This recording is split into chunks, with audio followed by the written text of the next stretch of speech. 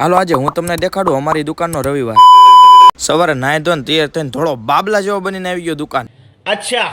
પછી દુકાન આવીને ચાલુ કરી દીધું ઝાપટી મારવાનું. પછી મોદીભાઈ કાચ સાફ કરતા હતા. હા, એ કર લો પહેલે.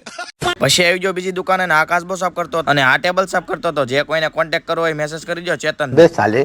પછી આપણે આવી ગયા આપણી દુકાને આ બધા નેટ નવરા બેઠા હતા. પછી ભગવાને મારી વાત સાંભળી લીધી અને મોકલી દીધા કસ્ટમરને.